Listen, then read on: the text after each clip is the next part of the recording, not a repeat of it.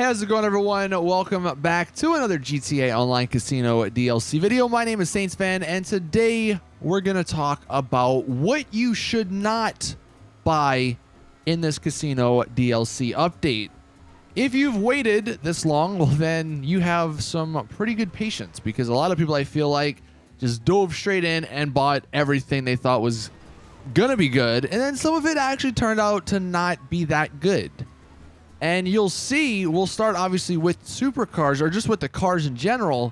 Some of them are not as good as you may think. So hopefully this video helps you guys out. And of course, this stuff is subjective. Like, if you like the look of a certain car, or if you like the feature that something adds, then go ahead and buy it. Like, if you have the money, go ahead and buy it. This is just kind of, after playing pretty much all morning, kind of what I've seen and what I've been feeling about certain things. So starting with the supercars, we're taking a look at the new Thrax, which is the Bugatti, and the SR80, I believe it's called, which is the new Annis vehicle. It's the single-seater car. And both these are really expensive. The Thrax is $2.3 million, and the other one, the Annis, is $2.5 million. You would think the Annis being $2.5 million and a single-seater car, it would be pretty good. But that's kind of where you're wrong. What you're seeing is some testing. Now, there's a million different supercars. I picked pretty much one of the best supercars, and then just one of the most used supercars, in the T20 being one of the most used supercars, and then the Devastate 8, one of the newest and best supercars. And in these airport tests, and this is in free roam, one thing that you'll notice right off the bat, the Devastate 8 is a beast. That thing smokes all three of these cars. Like, that thing, acceleration isn't the greatest, but it just takes off and smokes them. So if you're looking for the best of the best, these two new cars are not that. That's not what you're getting. So these probably aren't going to be that good for maybe racing and stuff. Although the Annis does have a pretty cool feature about it, which we'll get into. But as far as acceleration and top speed, they're not that great. Even the T20, which is, I mean, it's still good for supercar performance. It's not like the best or anything. It kind of is on par with these two new vehicles. So if you're doing a lot of maybe like stunt racing, these new vehicles are not going to be the ones you're going to want to use.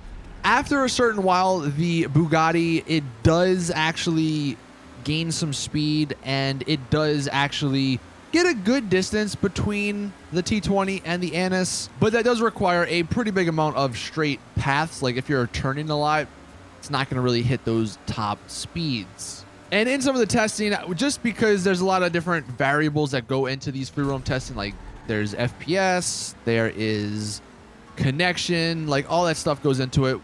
We switched up the cars every now and then. Like, one of the, I mean, as you can see, I switched to the Annis here, and we got pretty much the same results. The Annis was definitely the slower out of the bunch, even slower than the T20, really. And overall, if you're looking for top speed and acceleration, the Annis and even the Trafade, they're not really what you're going to be looking for, especially for the price tags that they require. Now, if you are curious, between the new Annis and the old Annis, the RE7B, the new one actually beats it by a lot. Now, the RE7B used to be like top of the food chain, but then Rockstar nerfed it, and it kind of sucks now. So that's what you're seeing in this test. The new one is just, it's way better. So if you're looking for that style of car and you have a ton of money and you want to upgrade, then the new one may be what you're going to want to go for. But that is kind of a specific use or a specific need.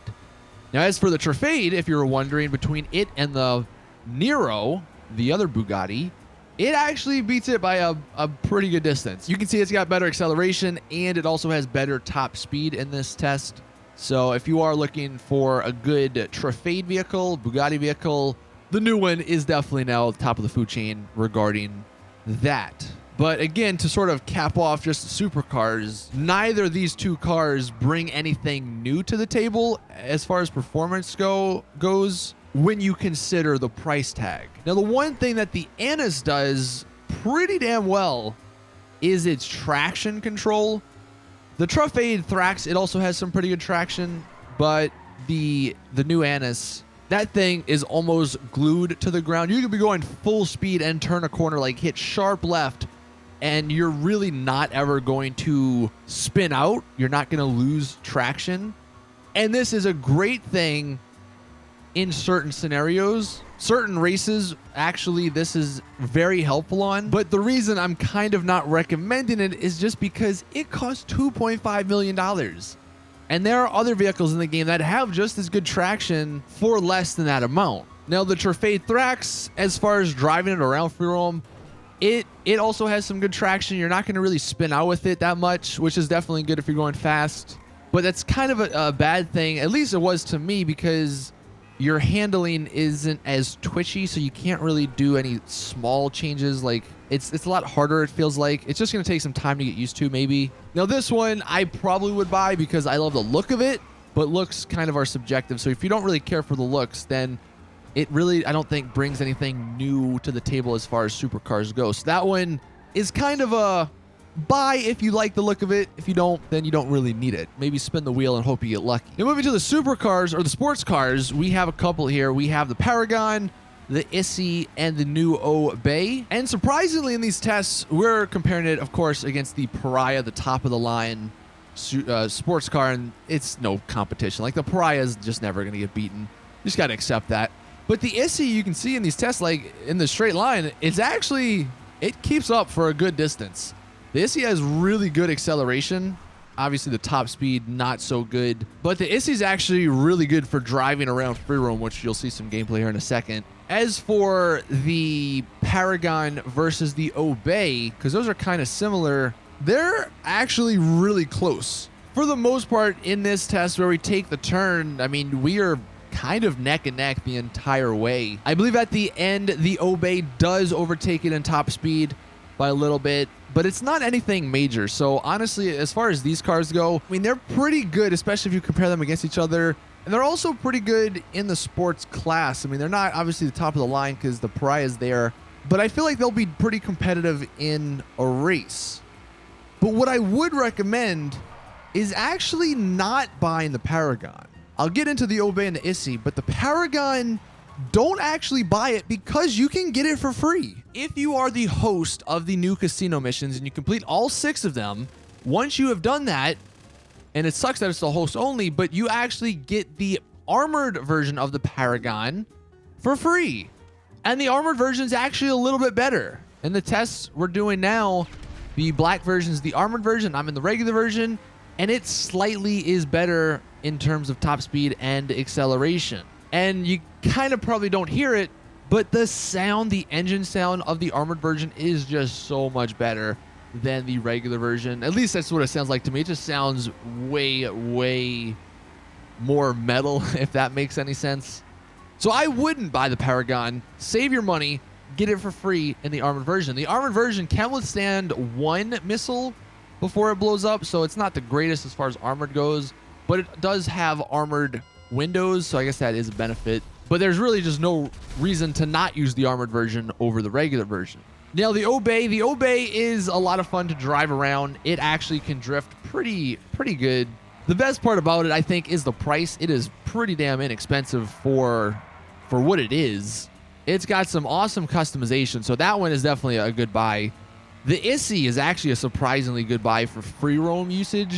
If you're taking a lot of turns and you're driving around, it's a small target, so you're not going to maybe be hitting a lot of stuff like a lot of other cars or items and various objects around the map.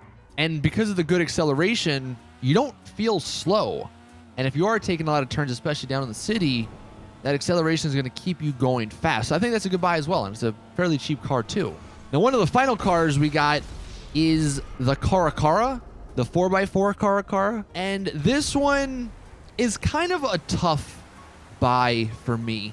You can see we compared it against the Camacho. It's not even a comparison. The Camacho is just way better. If you're looking for the best truck, stick with the Camacho.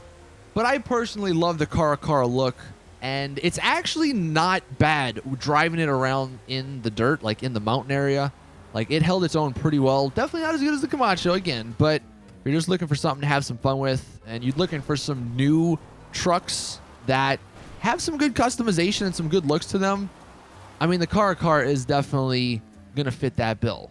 But if you're not a truck person, you don't really care for off-roading, just stick away with it. You don't need it. And then what we're going to end on is actually the casino, the Penthouse. What maybe you should buy, or I guess shouldn't buy from it.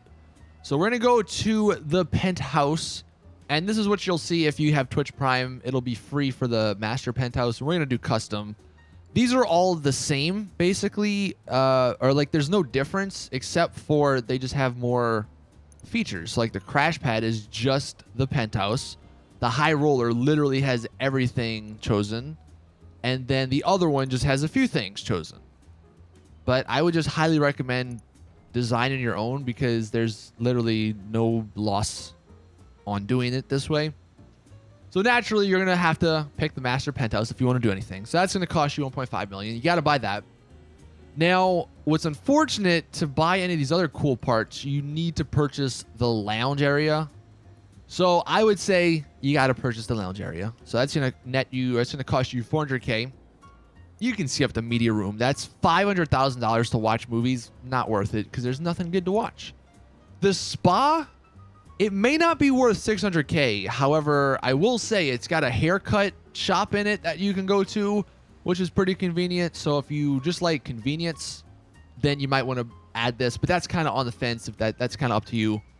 The bar and party hub, it's not worth it. I mean, yeah, you get your little arcade machines, and you get your master or your party that you can spend $20,000 on.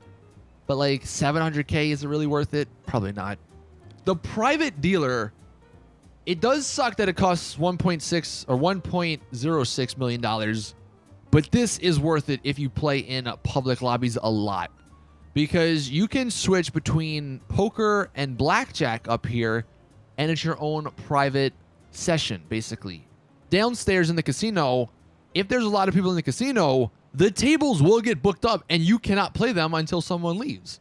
So what you can do, invite your friends up to your casino, play on your private table. So I think that one's kind of worth it.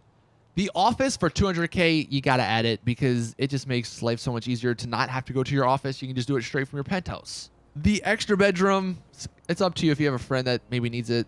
And then the garage, I mean, obviously it's a garage. And I told you guys it was going to be expensive, $900K. That's about right. If you're looking for more garage space, then you got to get it. So that was everything, at least out of the main stuff that you should or shouldn't buy. If you guys want to leave any other comments or opinions in the comment section below, let us know. But thank you all for watching. Please drop it a like if you did enjoy. Subscribe for more GTA Online content. And as always, I will see you guys in the next one.